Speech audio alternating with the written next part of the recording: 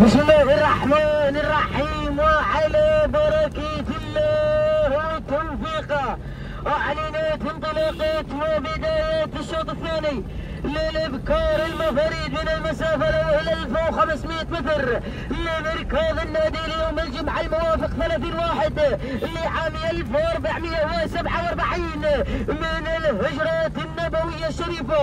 ولكن ابدأ مع أول المراكز. الذيبة بشعارك يا غافية بن أحمد يا الشامي على أول المراكز، بينما ثاني المراكز وتابع شعارك يا مالك عوايد متعب بن غنيم الجهني على ثاني المراكز، بينما ثالث المراكز وتابع أقوى معتز بن سلامة العقبي على ثالث المراكز، بينما رابع المراكز وتابع الذيبة نايف بن يوسف بن غنيم الجهني على رابع المراكز، بينما خامس المراكز تبع قتارة بشعارك يا ضيحي بن محمد الأحواطي. ولكن العودة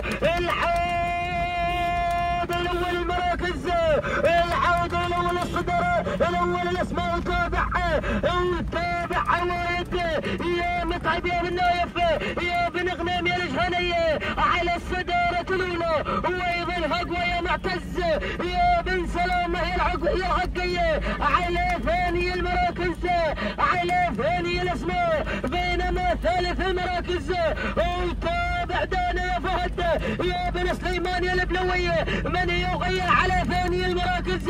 ولكن أقوى أو تابع عوايد يا متعب يا بن نايف يا بن غنيم يا الجهنية من يقدم لنا عوايد على الصدارة الأولى على أول المراكز. عوايد هذا شعار على الإنجازات على البطولات يا متعب يا بن نايف يا بن غنيم يا الجهنية. تهانينا وألف مبروك ثاني المراكز. وتابع وعد ياسر بن عواد الأحواطي ثالث المراكز، وتابع دانا فهد بن سليمان الابن والتوقيت زمن دقيقتين و8 ثواني 63 جزءا من الثانية. تهانينا وألف مبروك.